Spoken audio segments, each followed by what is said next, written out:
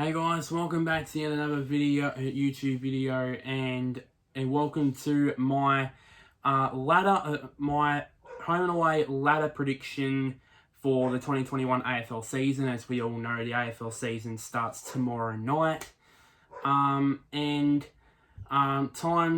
everybody's done their predictions. It's now time for me to do it. Now it's my turn to do mine. Of course, I'm hands-free. I've still got my laptop here, as you can see, on the bottom of the screen. In the comment section down below, do you have just comment down below what your predictions are. Who do you think will be the premiers? Will be premiers for 2021. And if you have a favorite club, where do you think realistically they can finish? So let's get straight into it. So of course just yesterday bought this magnetic mini footy ladder just last night. So to me mum, who I know who's watching this, thank you by the way. I'm not only going to do my ladder prediction, I'm also going to do some finals predictions as well along the way. So let's get into it. So let's start from the bottom.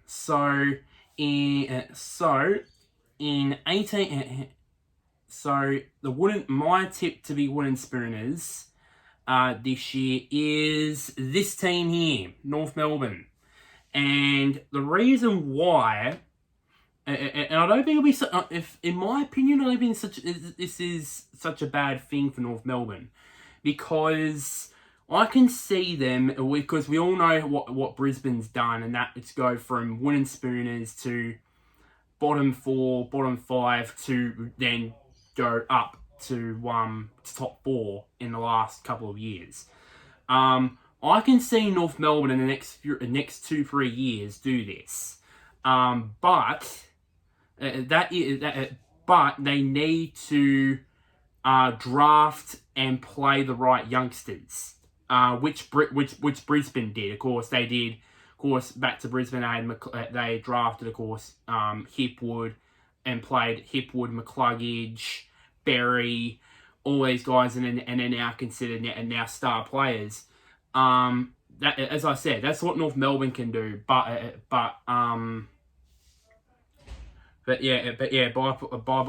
think this is the wooden spoon that they need to get themselves back up the ladder. As the old saying goes,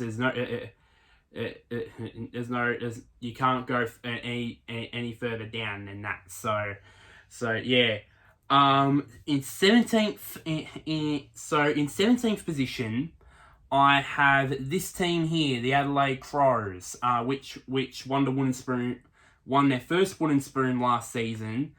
I hope for their sake that they win more in their first 13 games than they did last season. They went winless in their first 13, 14 games, and then I think it was 13 games, and then they won 3 of their last 4 games to end the season. I know, of course, Brad Crouch, of course, he's gone to St Kilda, which I don't think. You guys can correct me down in the comment section down below. I think he's suspended for the first couple of games. I found. I'm not so sure about that. That was based off of the drugs thing that when he was at the Crows. I think for me, these youngsters that they tried,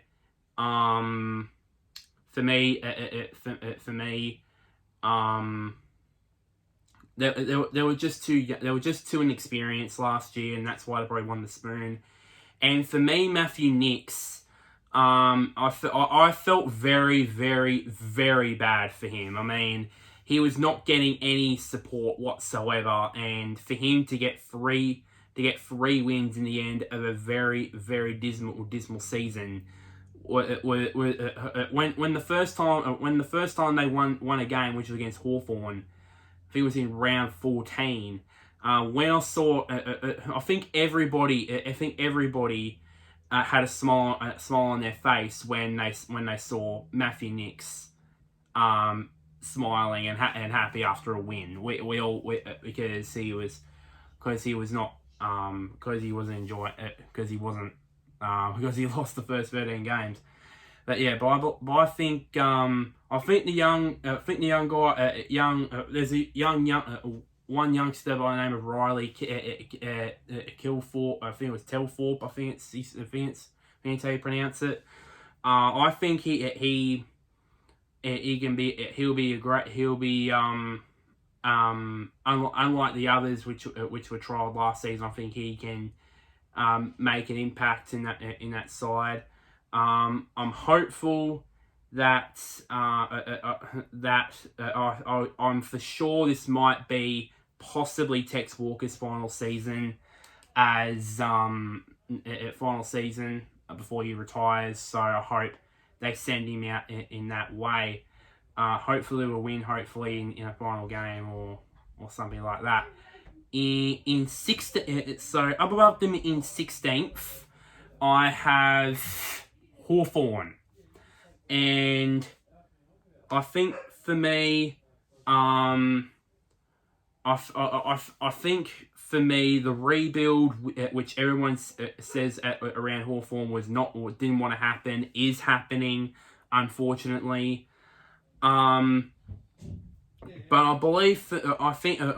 But I think for me the season for Hawthorn is just going to be dominated by all the conflict between Jeff Kennett and Alistair Clarkson. I think that will cause some derision. I'm not going to say in the playing group, but especially maybe the leadership group. I could see some derision in that, and I think for me, I think they'll struggle in this season. So yeah, and I think I think even though they've got, of course, Puopolo's retired, Stratton's retired, and Isaac Smith and all these guys have gone to other clubs, I still think that they still. I think in terms of one guy, Sean Burgoyne. For me, in my opinion, I think after this season he'll go around again. I think it will be his 20th season. I think this year's his 19th, and next year's going to be his 20th. Hawthorn. If any of my subscribers who are Hawthorn fans go that down below, I think it's his 19th season. I'm not so sure about that. But yeah, I think for me, I think Hawthorn will will struggle again and finish in bottom four again this season as they rebuild this club. Completing the bottom four in 15th position, I have my boys, Essendon. Where do I start? I mean, of course, losing three of our best players, and Danaher, Fantasia, and Sard. The Danaher and Fantasia ones, I wasn't that pissed off about because to be honest, I've got to be honest with you guys. When Danaher came back against Hawthorn, I thought, well, there might be some chance that he might decide to stay. Then after that, I think for me, looking back on it, about 5 months later, when we saw in the West Coast game him sitting on the fence during the game, when it was during a set shot, I believe it was. I can't remember who it was. I think it was an Essendon player that was taking a set shot, and Danaher was sitting on the fence. We just knew, us Essendon fans knew that's a man that just wants out, definitely. And I think,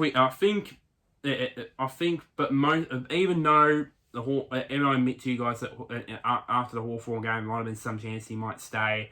Mostly, I thought throughout this groin injury that he had throughout the 2 years in 2018 and 2019, I said to myself, I don't think he'll ever play again. But he did, or play consistently again, and he did. So he doubted all of us on that one. And then the Fantasia one, for me, in my opinion, he hasn't been the same since he did his hamstring in 2017. There's been glimpses of him in that 2017 form, because throughout most of 2017, he was tearing the lights out. I mean, he was kicking like bags of 2 or 3 goals every week. Kicking at least 1 goal every week. And then after that, it just as I said, throughout 2018 and 2019, there was glimpses of that form, but we didn't see that consistently. And for me when he was playing in 2020, he wasn't pulling his finger out,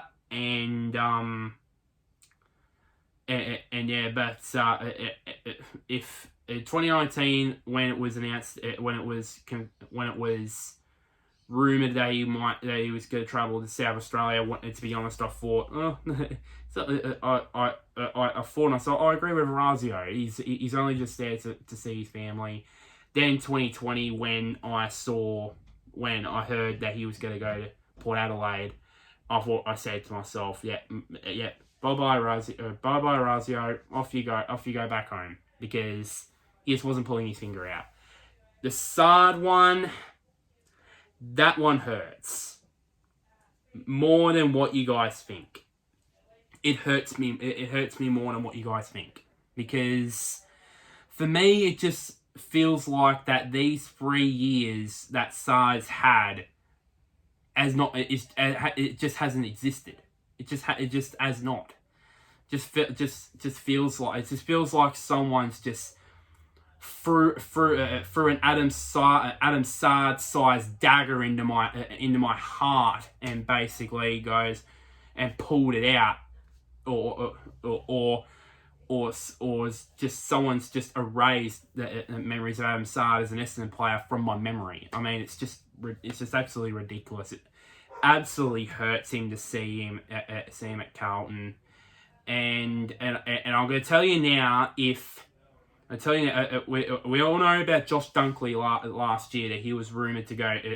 He wanted to request a trade to Western, and if he goes down the same, if he goes down the direction where he goes, nah, screw Western and I'm going to go to Carlton, I'm going to be absolutely pissed. Trust me, I'll be pissed off if that happens.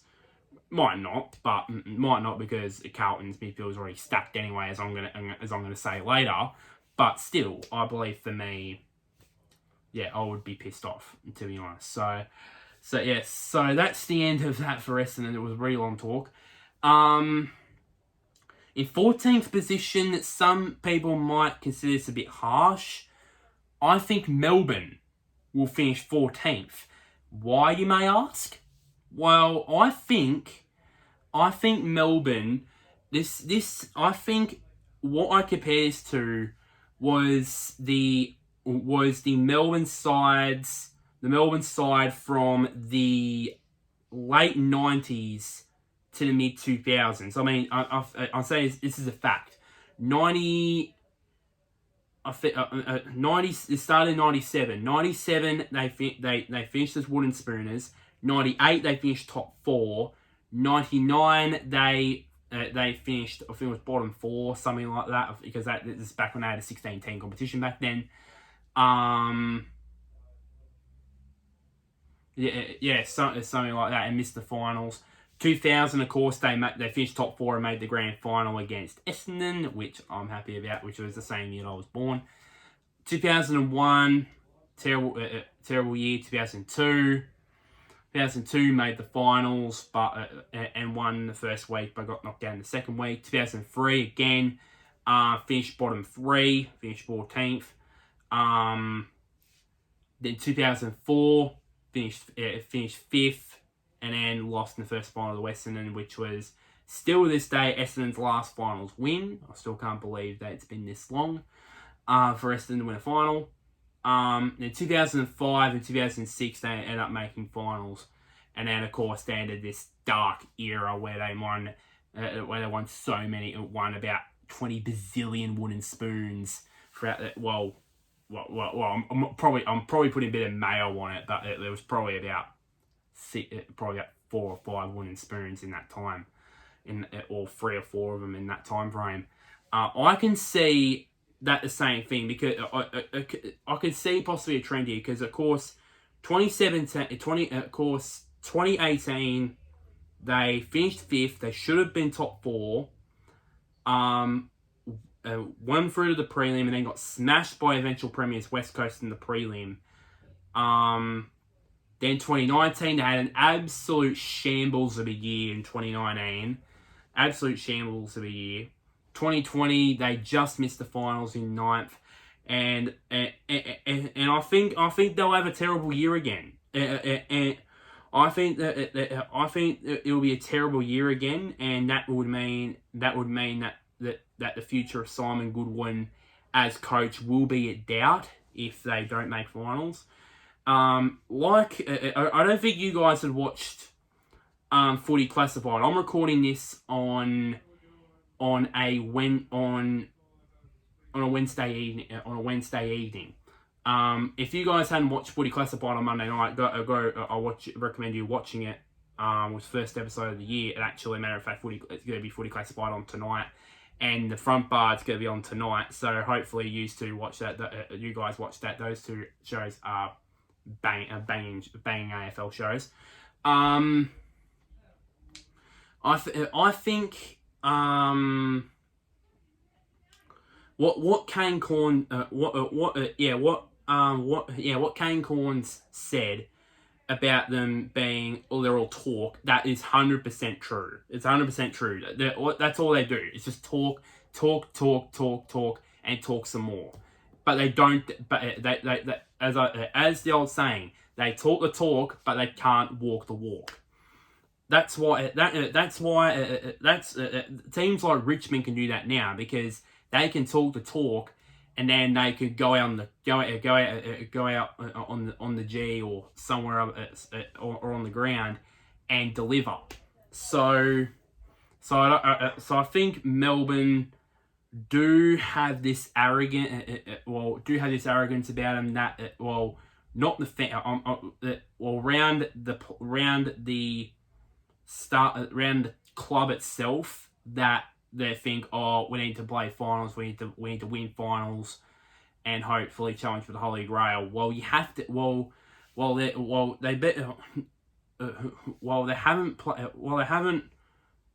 last 2 years they haven't been that good. They haven't been that good. Well, 2019 they were horrible, and then 2020 they were decent.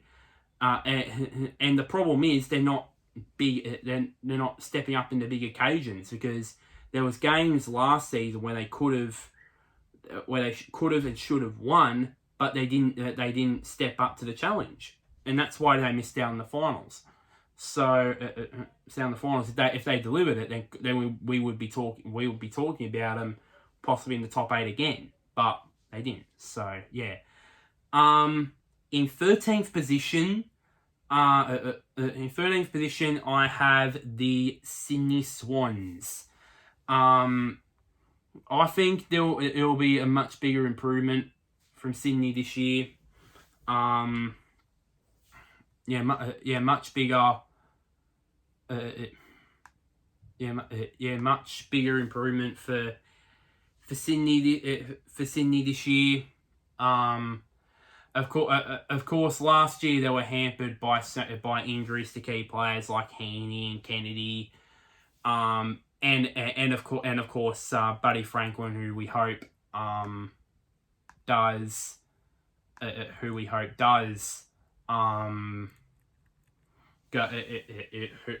hopefully he does play at some point in 2021.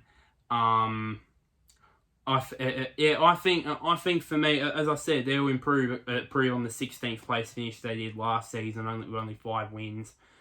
I think a pass mark for them in wins wise, if put them in 13th, will have to be 6, maybe 7, maybe even 8 wins. Would be a pass mark for them if they were to finish in that position. But yeah, I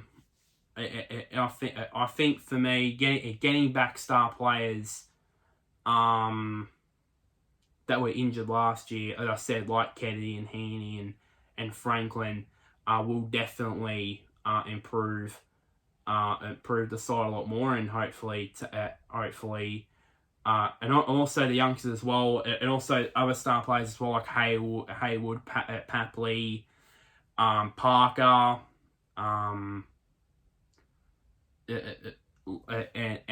co.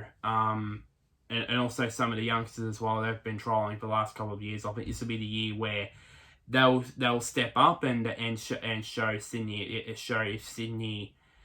Sydney's rebuild over the last few years has worked, and even I think it'll be.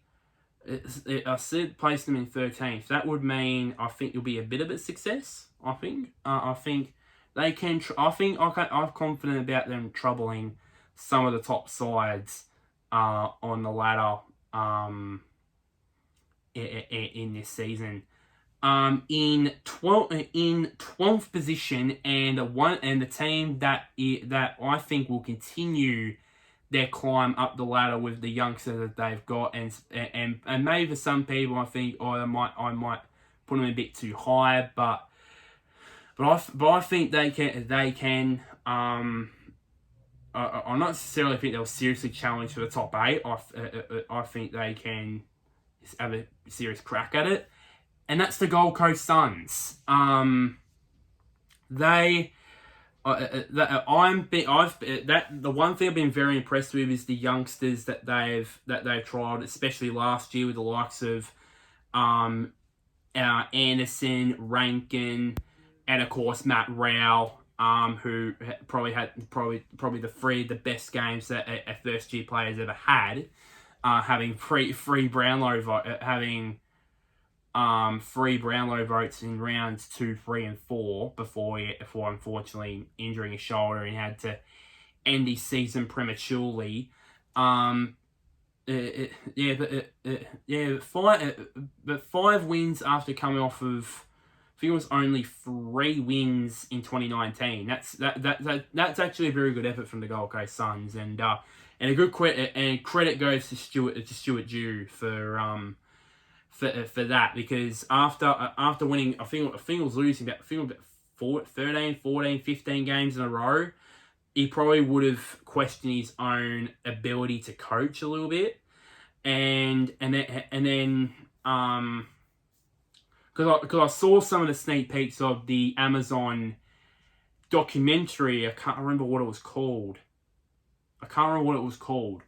But it showed a bit of the Gold Coast Suns lineup in there, and Stuart Dew said something about winning, and it's a great feeling or something like that.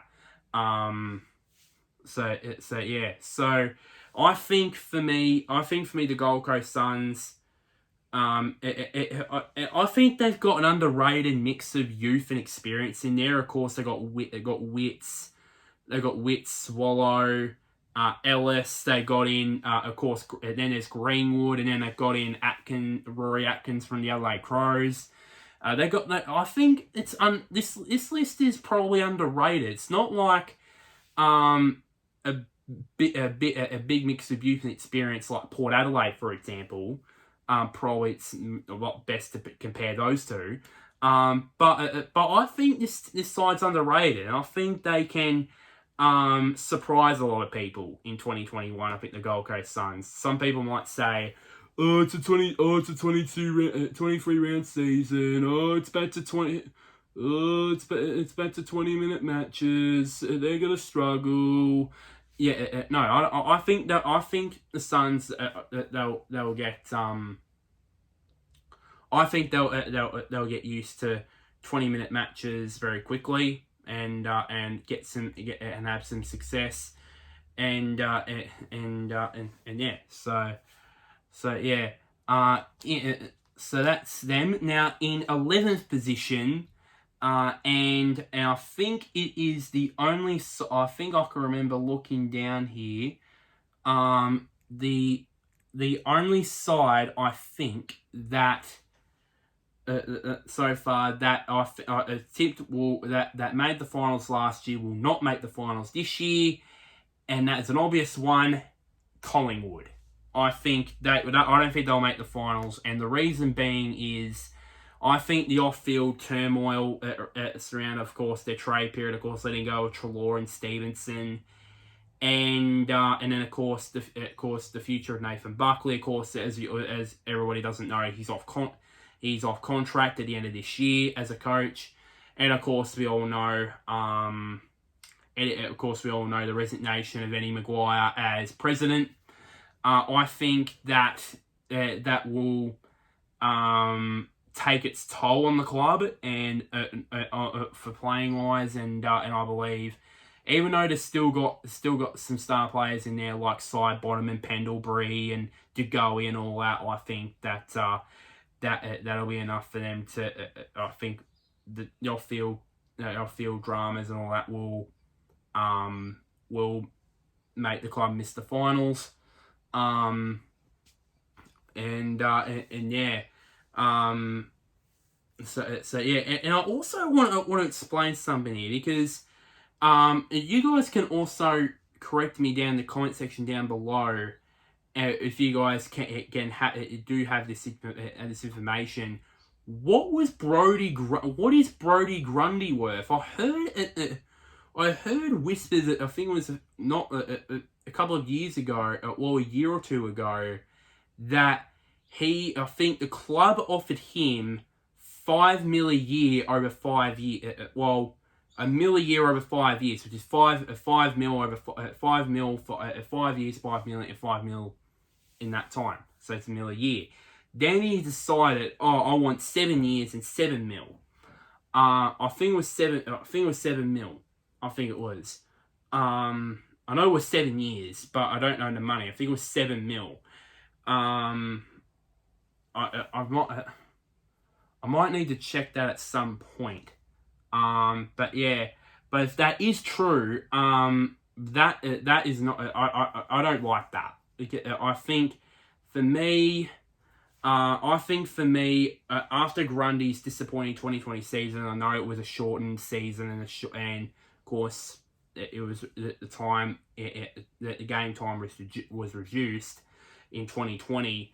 I think for me, these might be harsh words to some people, but I think he is a money greedy player, and what I mean by that is he wants all this money. He wants all this money because he's that good as a ruckman, and he wants to have long-term security to be at the club. So to guarantee success for the Collingwood Football Club. I'm confident that if he accepted the 5 year $5 million deal, I'm confident, 110% confident, that Treloar and Stevenson would still be at the club, and all us football fans will not be talking about this. We will not be talking about it. So I think for me, I'm glad now. I want the AFL for me to sort this out. That the length of the contracts. For me, I want a deal like Buddy Franklin's, 9 years, 10 million to be the only one. I don't want to be ever to be one of them again. So yeah, for me, I think AFL should, in my opinion,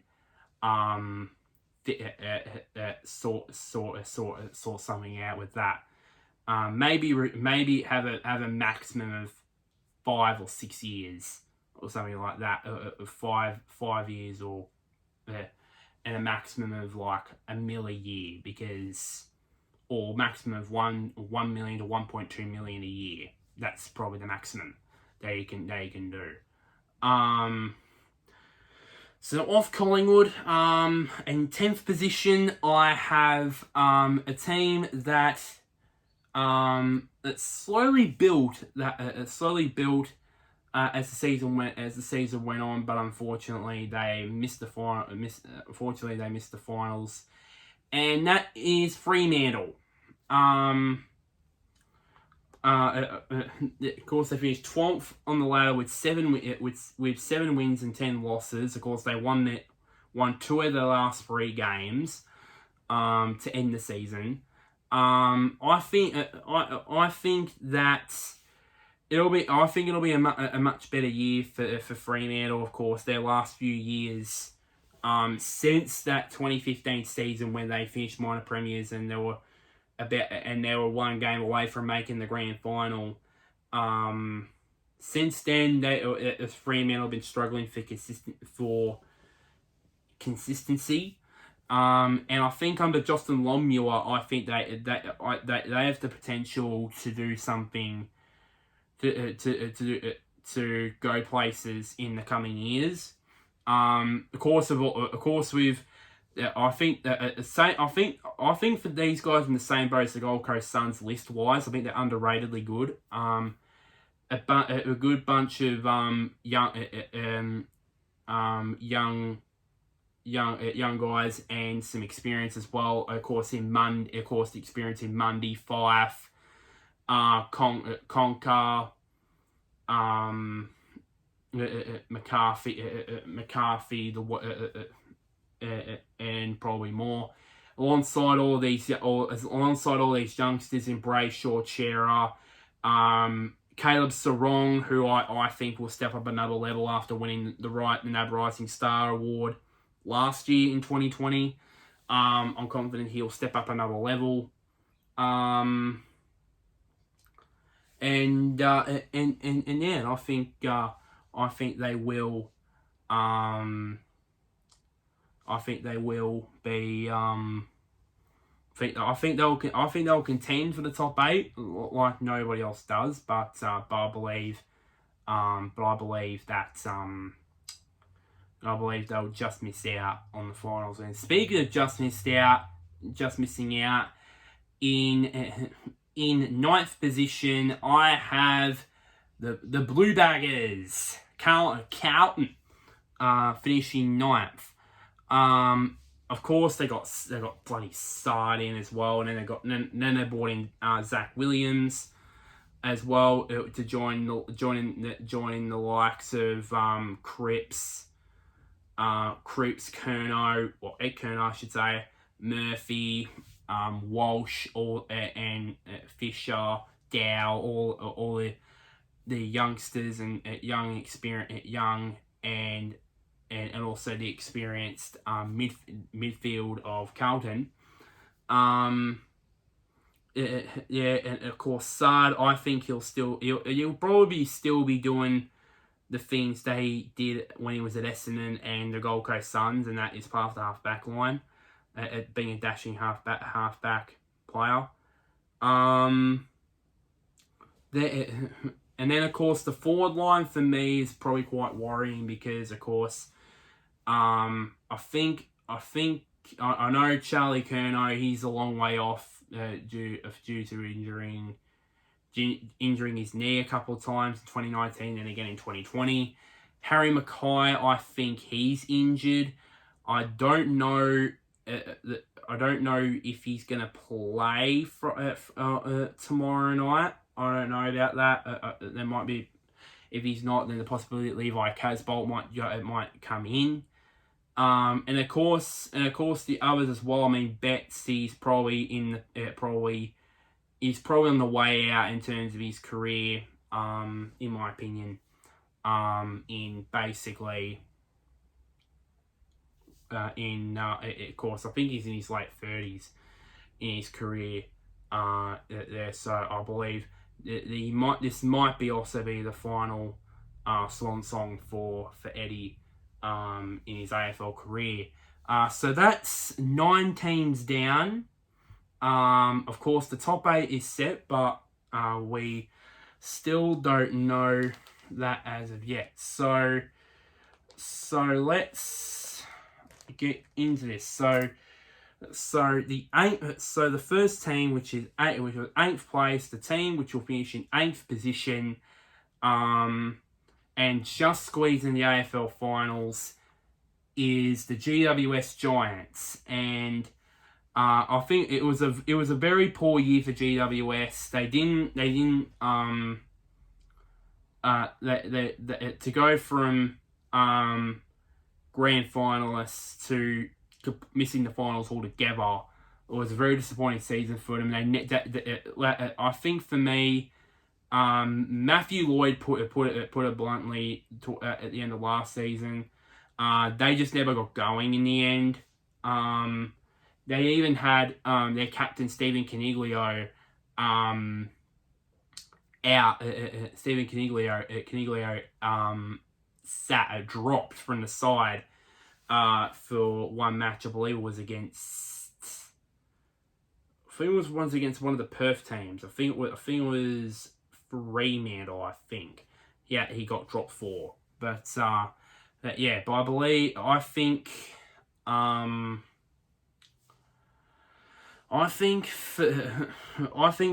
for me, despite all the guys that left in your season, of course, Cameron Caldwell, Core Haitley, all these guys that left the club, especially Cameron, obviously, I'm still confident about this. I still think that he's not worth 3 first-round draft picks, by the way. And that's the last time I'm going to be speaking about it. Now that the season's going to start, I'm not going to talk about this ever again. But just to point out, I don't think any player is worth 3 first-round draft picks ever in the AFL. I don't think even guys like Lockett, Dunstall, Ablett. I don't think Lockett when he went from St Kilda to Sydney in '95.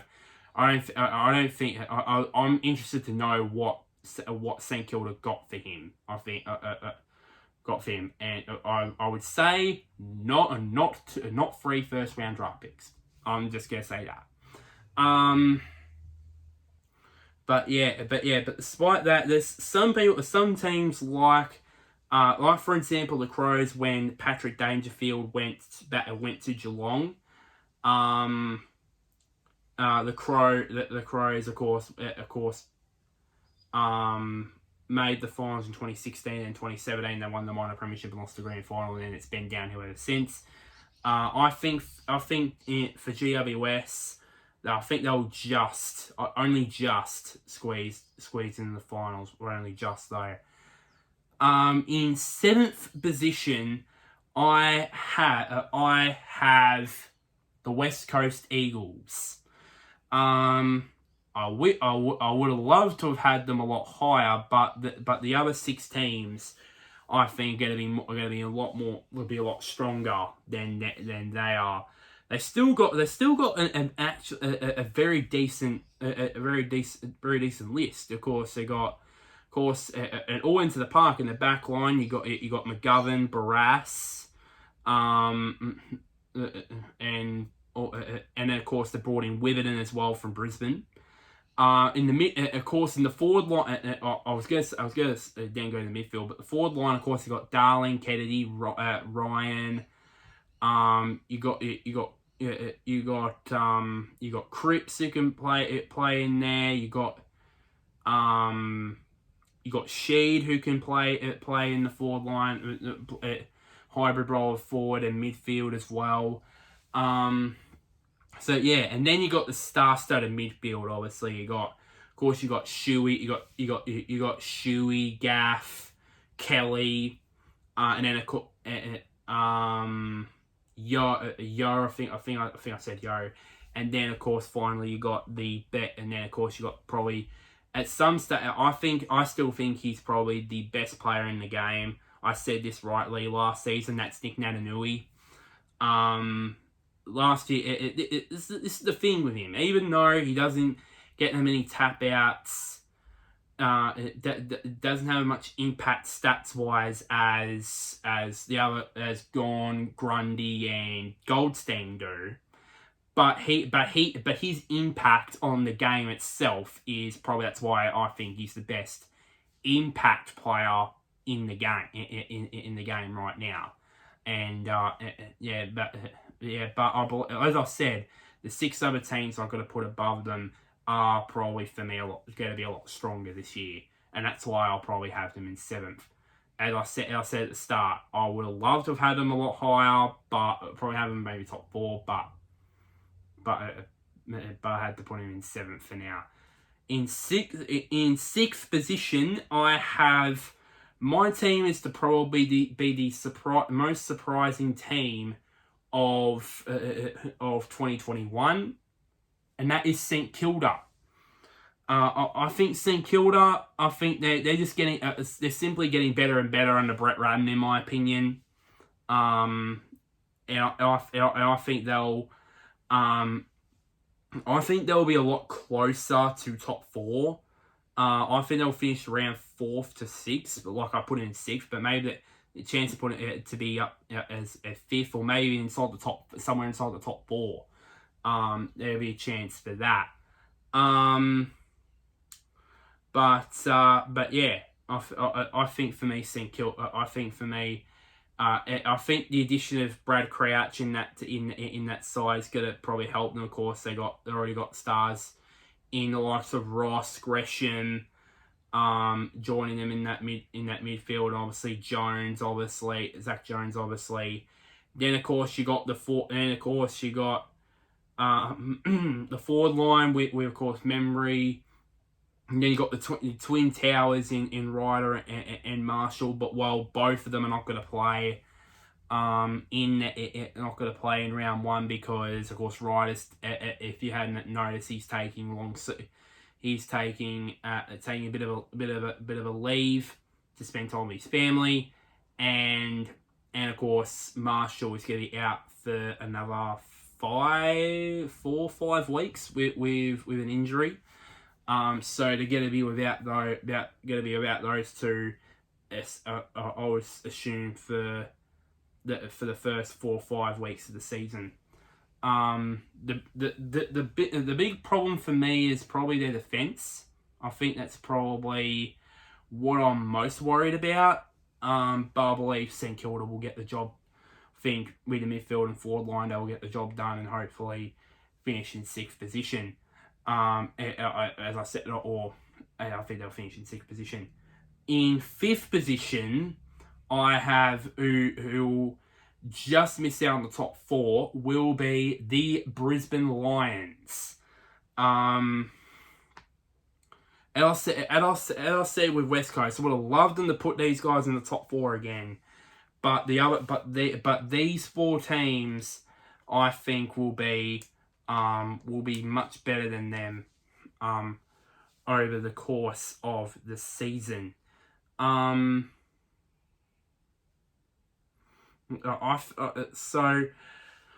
think Brisbane. I think they're at a stage where they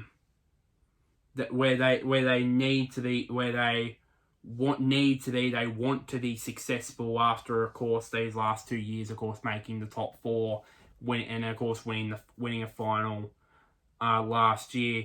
And then of course adding Danaher into that side. It's gonna make it better. I mean, it's gonna make the forward line better. Of course, it's gonna make Eric Hipwood a better player. Of course, that would mean that Danaher is going to be the sole focus in that forward line, then that means that Hipwood will benefit a lot from him being in the forward line, in my opinion.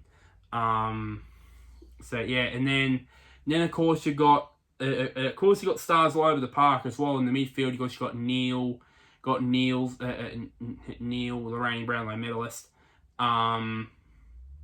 Zorko, Berry, McCluggage, and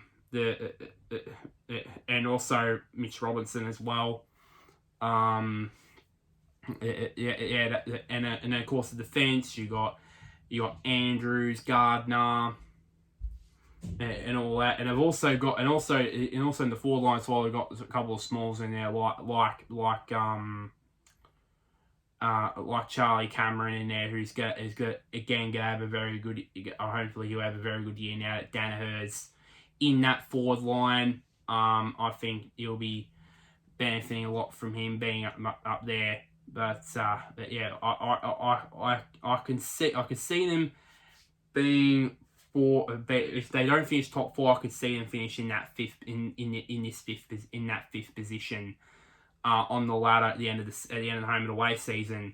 But as I said a moment ago, I would have loved to have put them in the top 4, but these 4 teams I think will be a lot more challenge the top 4 heavily. In 4th position is a team. Last year there was a lot of people that were saying that this team would finish top 4, and I thought, oh, seriously, that's a bit far fetched, and they didn't. But this season, I think that this season's the opposite. A lot of people are saying, they'll finish 5th to 8th. Some people are tipping them to be the disappointing team and finish out of the finals. I don't think so. I think they'll finish top 4 this season, and that team is the boys from Footscray, the Western Bulldogs. And the reason why I'm saying that is because that star-studded midfield. I mean, the names Bontempelli, Treloar, Dunkley, Wallace, Liberatore, Hunter. Can I name more? I mean, if that's not a star-studded midfield, then show me another team that has a star-studded midfield. Just show me, because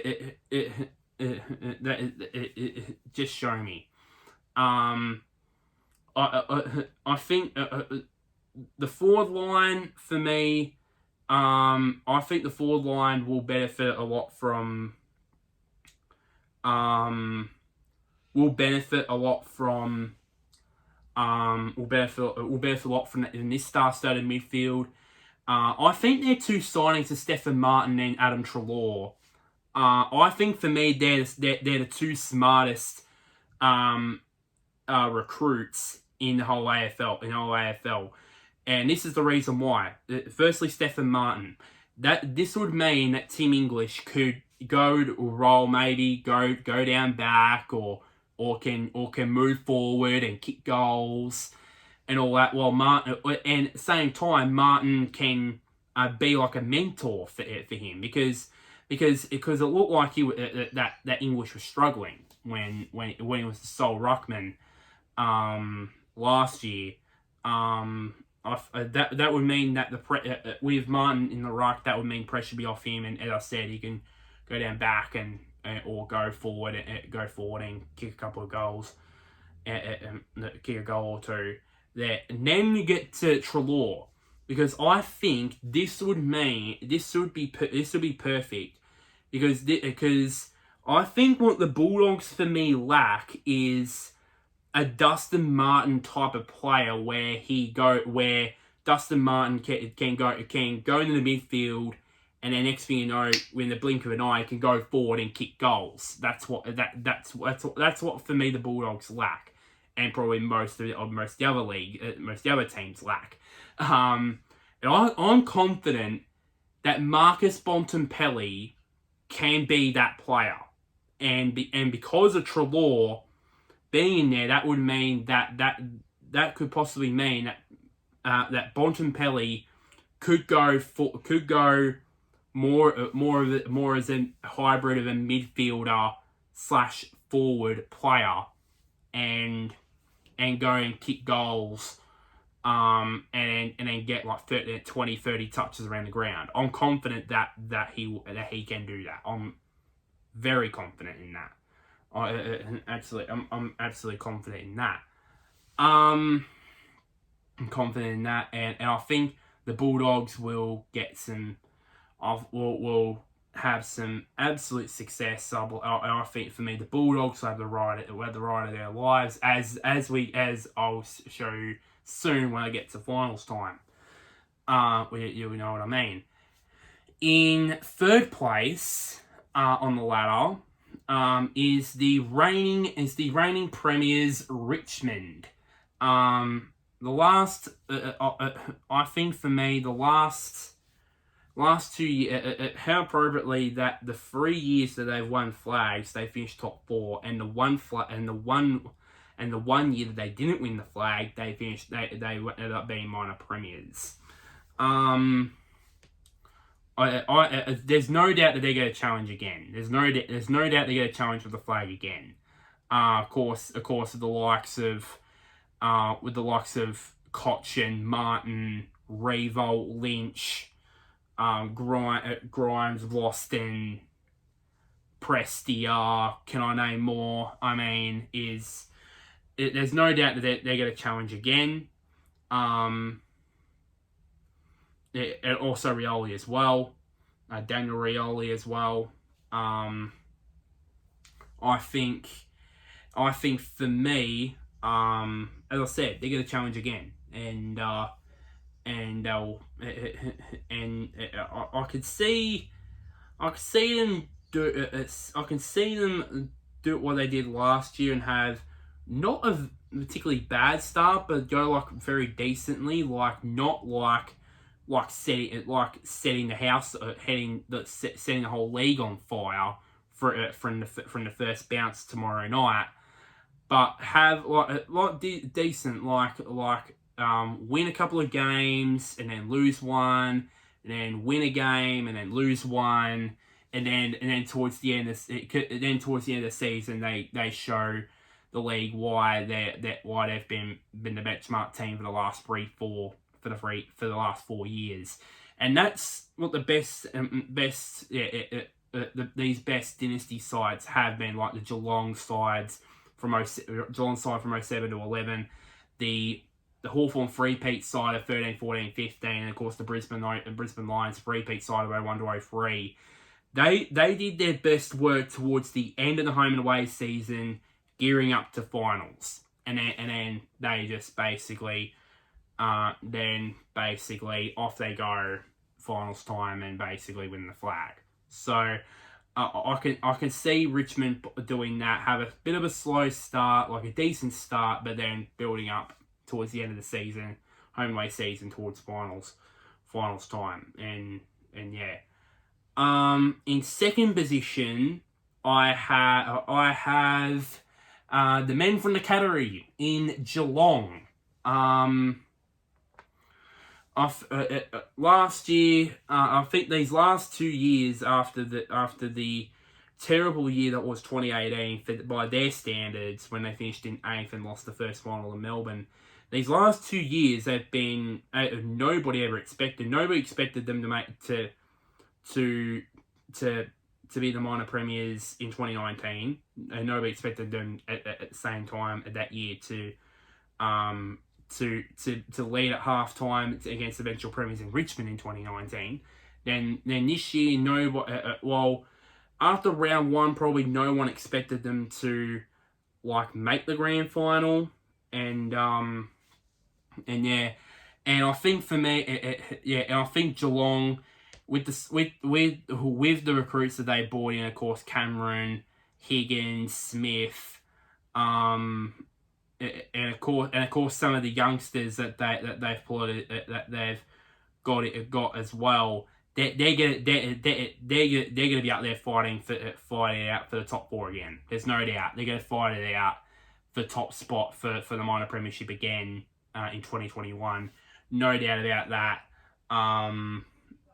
Yeah, there's no doubt about that. And of course, adding those three guys as I mentioned, Jeremy Cameron, Sean Higgins, and Isaac Smith, to already the star players in Blitzards, Dangerfield, Selwood, Hawkins. That's just going to make this it's going to make this side even better. It's going to make this side even better. And I think they'll challenge for the top of the ladder. But they'll be beaten. I think they'll be beaten by this team, who I think for the second year in a row will be minor premiers. Yeah, you guessed it. It is Port Adelaide. And the reason why I think they will be minor premiers this year, because I see this Port Adelaide side right now as the same side when Port Adelaide were under Choco Williams from 01 to 04. Because remember, 01 they finished top 4, 02 finished top and lost the prelim, 03 finished top again by about 3 games, lost the prelim, 04 finished top again, and then won the premiership in that one. So I can see comparisons from that side to the Port Adelaide side it is now, and I think for me, it's probably the excitement levels of this team of these two, compared to these two teams comparison, is hard, because of course that back then they had the Burgoynes and the Corns and the Treadray and they had Hardwick and they had Lade and Pickett and of course Gavin Wanganeen as well. It's kind of very hard to. I know it should not be good to compare this side to them. But in terms of the preparation, I think that they're gearing up for that. I think in about a couple of years' time, I believe they are confident that this Port Adelaide side could eventually win a premiership in the next few years. This side, I mean, it's good. This is probably the best list in terms of a mix of youth and experience. Of course, the experienced guys in Boak, Gray, Jonas, all these guys, Dixon as well. And then you mix up with these young guys in Butters, Rosie, Dersma, Marshall, who I think he should play more games for Port Adelaide this season instead of Georgiades, in my opinion. I think Todd Marshall will have a big year in 2021. And of course you'll be adding the signings they brought in Fantasia and Ali. That's going to make this club even better. It's going to make it even better. And yeah, so and I think those in what I said, I think that I'm confident that they will be minor premiers in 2021. So here is my list. Take a good look at it. Very good list. Now let's flick them down from 9th onwards, because now we move on to my finals predictions. Now I'm gonna settle this. So the finals list here. This is based off the schedule from the 2019 season. I think I'm trying to remember that. So okay, boom and boom. Okay, there we go. So so this is the. I've need to be careful here. Okay, so this is the awkward ugly looking finals fixture there, in my opinion. So the first game, St Kilda and the West Coast Eagles. That one's going to be played at the MCG, and I believe. I'm confident that for the second year in a row, St Kilda will win themselves a final. And unfortunately, for the second year in a row, West Coast will end their season at the first hurdle. So let's knock these out. Yeah, okay. So St Kilda are into the second, progressing. The next one, Port Adelaide and Western Bulldogs first, the fourth. And I think this one will be it will be a massive upset. And the Western Bulldogs will go through to win their first final since that 2016 premiership. And will go through their first prelim final since 2016. So I think that they will march on to a prelim, and unfortunately, Port Adelaide will have to go through the grand final the long way. Now the other elimination final, which is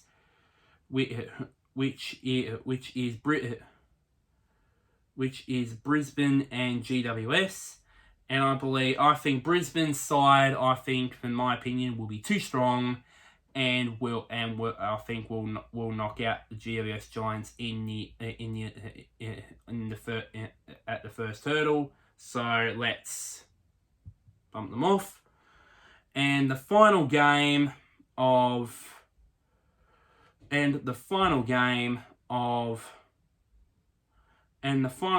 week one is, of course, the big one. It is Geelong and Richmond, the grand final rematch.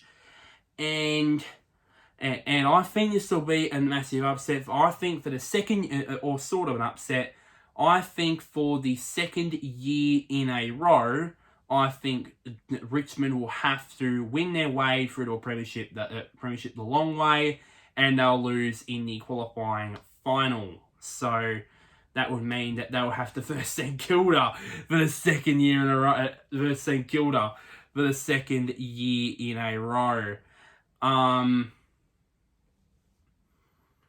So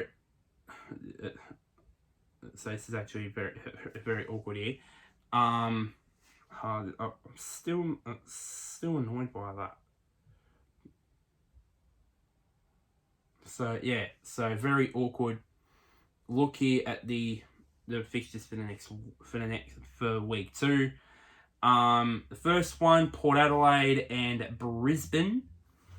The first semi-final, which that will be I would think that will be at the Adelaide Oval, and I think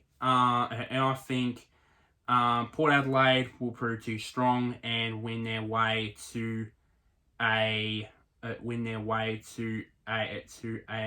second straight preliminary final, and yeah, then the second semi-final would be St Kilda versus Richmond, and I believe for the second year in a row, St Kilda will get knocked out in the second week of the finals by Richmond, and Richmond win their way to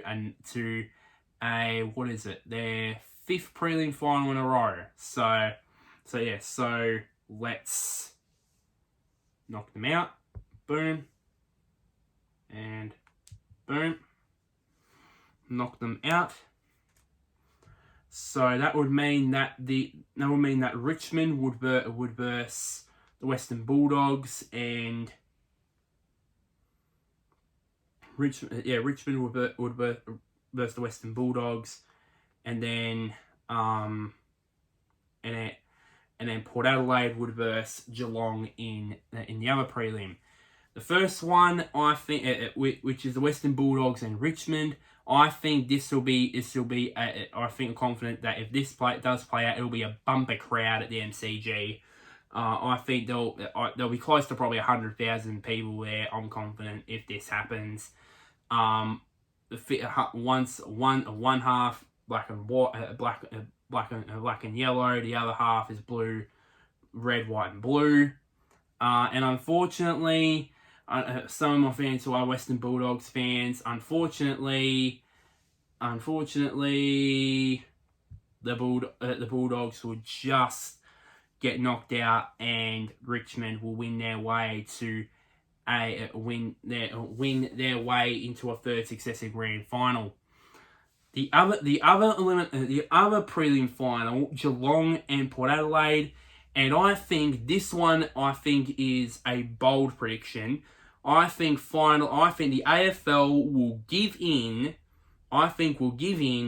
And allow Geelong a home final at the Cattery. I think that it's finally time that this has to happen. It has to happen finally, and I think in front of that, because of that, Port Adelaide for the second year in a row lose the prelim final, and for the second year in a row, it will be Geelong and Richmond. They will play off in the 2021 grand final for me. And who do I think will win it? Quite simply, Richmond will win it. And this is another one, a bold statement. I'm going to say this right to end this video here. For years, I've said that the Brisbane Lions three-peat side from 01 to 03 was the best side I've ever seen. If Richmond do win the flag this year, they're going to go past them as the best side I've ever seen. I mean, in terms of consistency and coming back, because this club was gone in 2016 when they struggled all season. This side was gone, and then in 2017 onwards, they have just gone on this unbelievable run of success. And I think they'll if they do win the premiership this year, that would cement them as one of if not the greatest side, at least in the AFL era, the best side ever in the AFL era, in my opinion. So get a look at it. Richmond premiers for me premiers in 2021, in my personal opinion. So. Thank you very much, guys, for watching. Watching this very long video. This has gone over an hour.